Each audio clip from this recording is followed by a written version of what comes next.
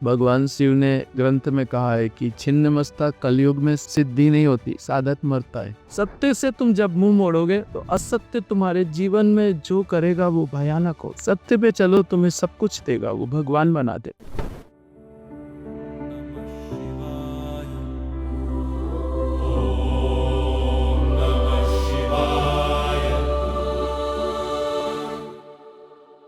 आप कुछ में भी जाओ, कैसे भी जाओ, प्रोसेस तो वही है। आपको वहां जाके वो चक्रास, वो नाड़ी, वो सब के सब वैसे ही करने पड़ेंगे। होगा ही आपके शरीर में, बिना अगर वो प्रोसेस नहीं हुई तो नहीं हो सकता। कुंडली और नाड़ी, आप सेवा सेवा करते हो या आप भक्ति मार्ग में हो तो भी भक्ति के मार्ग में वो एक्टिवेट होगी और ऊपर उठेगी। अगर आप ज्ञान योग में हो तो भी होगा। किसी भी योग में जाओ, लेकिन वो प्रोसेस तो वही है, रास्ता तो वही है, सिस्टम तो वही है। तो डायरेक्ट हम लोग उसमें चक्रास में चले जाते हैं। कान ऐसा पकड़ना है तो फिर ऐसा क्यों पकड़ते हो? अगर प्रोसेस वहीं से होनी है तो डायरेक्ट प्रोसेस में चले जाओ ना, सीधे टॉपिक पे आओ ना। इसलिए मैं कुंडली ज्यादा, चक्रास ज्यादा, और सीधा आपको, मैं चक्रास पे काम करता हूँ तो सीधे डायरेक्ट मामला सेट करता हूँ। मुझे जो चाहिए वो मशीनरी है, चक्राज मशीनरी है, उन्हीं से कुछ क्रिएट हो सकता है। तो जो चाहिए उन चक्राज की सिस्टम को समझो और उसको ऑपरेट करो। वो मशीन है, वो तुम्हें कुछ भी निकाल के देगी, वो कुछ भी करके देगी। ये संसार और परमात्मा, उसके लिए सब उसी से हो रहा है। तो फिर उस मशीन पे क्यों ना अपना एक अधिकार कर लिया जाए। उस मशीन को ही अपन ऑपरेट करना शुरू कर देते हैं, उसको ही समझ लेते हैं, फिर कुछ नहीं रह जाएगा। कर ही लेते हैं उसको कि चल बाबा, कॉन्सेंट्रेट उसी मशीन पे लगा देते हैं पूरा। कौन सा चक्र क्या करता है और कहाँ कहाँ क्या इंटरफेरेंस है, इसके सिस्टम क्या है, सिद्धांत क्या है, प्रोसेस क्या है, चलो इसी को जानते हैं। एक काम ऐसा करो जो सबसे बड़ा हो, उसको करने के बाद दूसरा करने की जरूरत ना पड़े। 100 काम करने की कोई गरज नहीं, एक ऐसा करो जो सबसे बेहतरीन हो। मेरा व्यक्तित्व सुलझा हुआ है, इसलिए मैं बिल्कुल एकदम इस स्थिति में पहुंचा हूं। नहीं तो अध्यात्म में इतना फैला पसरा है कि उलझ जाते हैं लोग, समझ ही नहीं आता ये करें कि वो करें। सबका सिस्टम अलग अलग है, सबका ज्ञान अलग अलग है, सबके सिद्धांत अलग अलग है। वो कहते हैं कांदा खाओगे तो भगवान नहीं मिलेगा। हमारे यहाँ साउथ के साधक आते, गोवा के 6 महीने के बच्चे को, 4 महीने 6 महीने के बच्चे को फिश डाल देते हैं मुंह में। सब साधना करते हैं, सबको अनुभूति होती है। ये बात अलग है कि वो मेरे साथ रहते रहते वो फिश खाने की इच्छा उनकी खत्म हो जाती है, वो फिश खाते ही नहीं, नॉनवेज छोड़ देते हैं, सब छोड़ देते। वो मुझसे बोलते हैं कि छोड़ना पड़ेगा क्या? मैंने कहा मेरे कहने से छोड़ोगे तो कल किसी के कहने से खा लोगे। तुम्हारा मन जब तक छोड़ने ना करे तुम छोड़ो ना। वो कहते पता नहीं हम लोग कैसे खा लेते थे, अब तो हमें देख के भी अलग अलग लगता है, देख नहीं सकते हमने। कितने लोगों को नॉनवेज छुड़ाया मुझे खुद भी नहीं मालूम, वो बताते भी नहीं, बाद में पता चलता है, बोले अब तो बनता भी नहीं, हमसे नहीं होता। अगर हृदय से जुड़ा है और मेरे साथ जुड़ा है तो नॉनवेज अपने आप छूटेगा, बिना बोले छूटेगा। तुम्हारे अंदर कहीं ना कहीं मैं मिलूंगा अगर मुझसे हृदय से जुड़े हैं। अगर मैं मिलूंगा तो मेरी देवी शक्तियां भी तुम्हारे अंदर मिलेंगी। मैं अकेला नहीं रहता, मैं पूरी अपनी लाव लश्कर के साथ रहता है। ये साफी तो कर रहा हूँ, ये तुम्हारे कर्म है, ये तुम खुद से सालों नहीं कर सकते जो मैं कर रहा हूँ। मैं आपके चक्राज को जितना साफ कर रहा हूँ आप 1 साल में नहीं कर सकते। अभी आप जब अपनी साधना करोगे तो आप गहरे ध्यान में जाओ। हर दिन मैं तुम्हें साफ कर रहा हूँ, तुम्हारे रास्ते साफ कर रहा हूँ चलने के लिए। मैं बड़ा सिंसियर हूँ। मैं तुम्हारे अंदर, मेरे शब्द भी तुम्हारे को चैतन्य की तरफ धकेलते हैं और मेरे कार्य भी तुम्हें चैतन्य की तरफ जाने का रास्ता देते हैं। ये जो मैं तुमसे बात कर रहा हूँ, ये ब्राह्मी शक्ति है, इसमें सरस्वती का पुट है। ये सरस्वती चल रही, और उसमें जो हीलिंग करता हूँ उसमें महाकाली और महालक्ष्मी चलती है। तुम जिन दैवी शक्तियों को बुला नहीं सकते, आप जब सेशन में बैठते हो तो ऐसे देखती है तुम्हें, बस ऐसे देख के महाविद्याओं का साधक हूँ, 10 की 10 महाविद्याओं का आवाहन करता हूँ।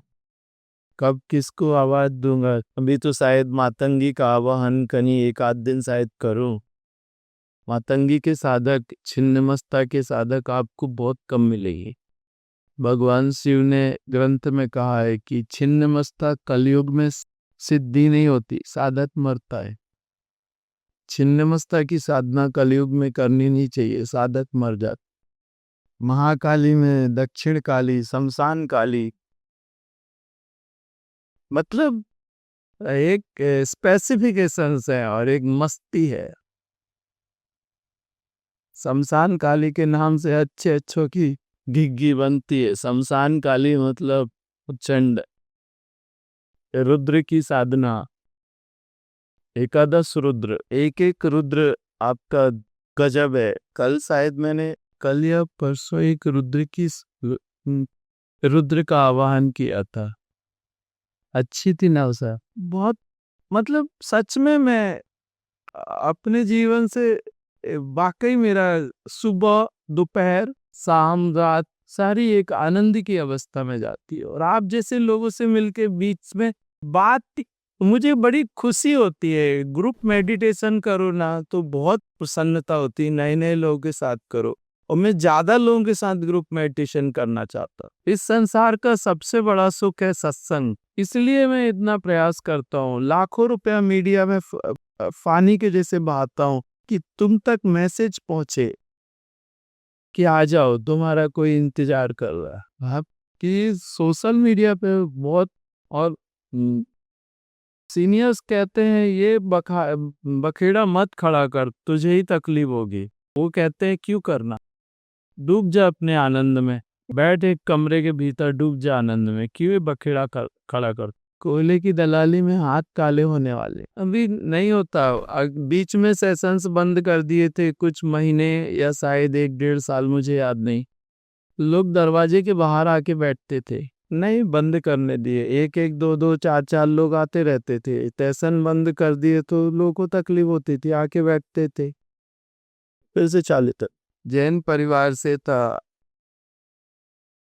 बजरंगा की साधना के लिए जंगल गया, संन्यास लिया बहुत, और उस समय कुछ नॉलेज नहीं था, बहुत बड़ी रिस्क ली।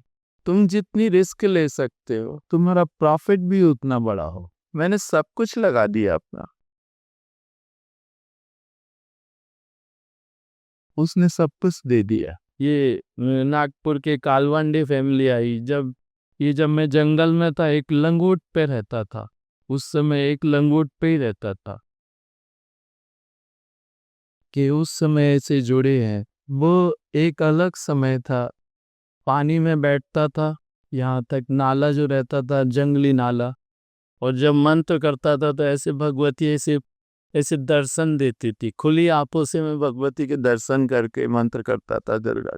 एक साधना मैंने खुली आंखों से करी, भगवती ऐसे दिखती थी, ऐसे बैठी आराम, उसको देख के ऐसे माला घुमाता।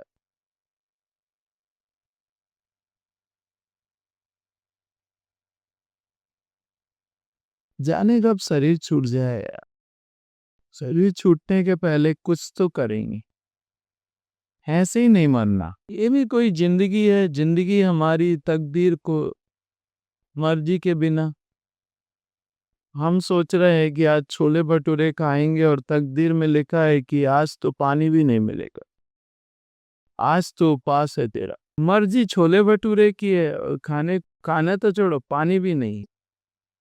जिंदगी हमारी तो तकदीर किसकी, तकदीर किसके हिसाब से लिखी जाएगी, हमारे हिसाब से कि दुनिया के हिसाब से कि परमात्मा के हिसाब से। अल्लाह जी ही नहीं पाएंगे तो संतुष्टि क्या आएगी?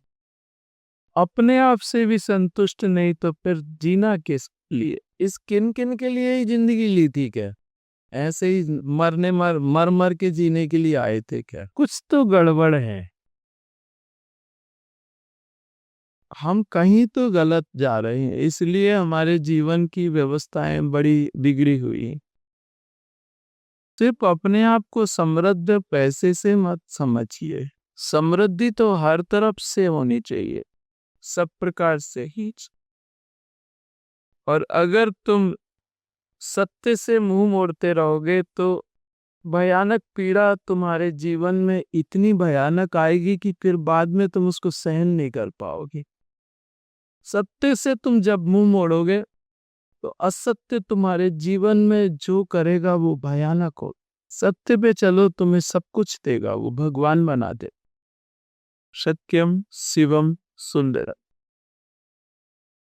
बहुत सारे साधु लोग ढोंगी हो जाते, वो बेचारे बहुत अपने आप को धोखा दे रहे। तुम्हारे अंदर की शांति किस ढंग से लाओगे? तो वो दिन रात ये कोशिश करते रहते हैं कि दूसरे को प्रभावित कर सके, वो अपने आप को टार्चर कर रहे। तुम अपने आप को सबसे ज्यादा पनिष्ड कर रहे हो। हमेशा तुम एक मेहनत करते रहते हो कि अपने आप को एक प्रदर्शित करो, अपने आप को दिखावा करने में तुम अपने आप को बहुत पीड़ा दे रहे। उस मस्ती में कब जाओगे तुम? सेलिब्रेट कब करोगे तुम अपने अंदर? मस्त कब होगे? पता कैसे चलेगा? पता तो तुम्हें तभी चलेगा जब तुम उस रास्ते पे जाओगे और उसको अनुभव करें। चलना तो तुम्हें पड़ेगा। जब तुम चलोगे नहीं सही रास्ते पे, सही तरीके से, संकल्प बल के साथ में, तो मंजिल तो कैसे मिलेगी? चलना तो पड़ेगा। चलना तो अर्जुन का कर्म है, रास्ता दिखाना कृष्ण का कार्य है। अर्जुन को तो करना ही पड़ेगा अपना कर्म। अर्जुन अपने कर्म से पीछे नहीं हट सकता। सहना भी पड़ेगा, चलना भी पड़ेगा। बहुत कुछ इसकी कीमत है, ऐसे सस्ते में नहीं मिलती है चीज, बड़ी कीमती चीज। बहुत कुछ सहना पड़ेगा, लेकिन सह ले। जब पहुंचोगे तो तुम्हारा सारा मलाल खत्म हो जाएगा। जितनी पीड़ा, जितना कष्ट, सब कुछ उसको अनुभूति करने के बाद तुम्हें लगेगा कि ये बेमिसाल है, इससे बेहतरीन कुछ हो नहीं सकता। और इसके लिए तो कुछ भी किया जा सकता है। वो व्यवस्था इतनी बेहतर है कि उससे बेहतर कुछ है ही नहीं।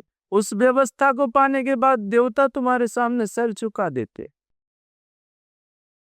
जरा अनुभव कर, जरा सोचो, मैं कैसे उनसे बात करता हूं और वो कैसे काम करते। देखा कल तुमने? कोई फॉर्मेलिटी है, कोई मंत्राज है, क्या है? तुम्हें लगता है कि मैं उनके साथ एकदम जैसे आपके साथ बात करता हूं, उस बिल्कुल लगभग उससे भी रफ उनके साथ लैंग्वेज यूज करता हूं।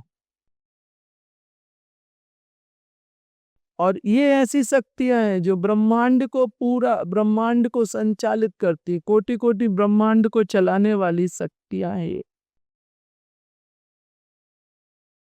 धूमावती, अभी देवसैनी एकादशी होगी तो सारे देवता योग निद्रा में चले जाएंगे। एक अकेली धूमावती सारे देवताओं का कार्य अकेले 4 महीने तक करेगी। अकेले सूर्य, चंद्र, नारायण, रुद्र, ब्रह्मा, सब सब का अकेले संभालेगी। राष्ट्रपति शासन लग जाए। अब आप शादी नहीं कर सकते, अब आप ग्रह प्रवेश नहीं कर सकते। धूमावती सबका इकट्ठा अपने सर पे रख लेती है और बड़े आराम से करती है, कोई दिक्कत। आप सोचे, सारे देवताओं का इकट्ठा कार्य वो अकेले अपने ऊपर ले लेती है और उसके अलावा कोई कर नहीं सकता। उसकी साधना, धूमावती की साधना सिर्फ एक स्तर की सिद्ध कर सकती धूमावती, और किसी को हिम्मत नहीं करते लोग। दरिद्रता की देवी है, ज्येष्ठा लक्ष्मी है धूमावती। मंदिर नहीं बनाते लोग। मनुष्य का शरीर मिला है तो सिर्फ खाओ पियो सो जाओ। घाटे का सौदा है।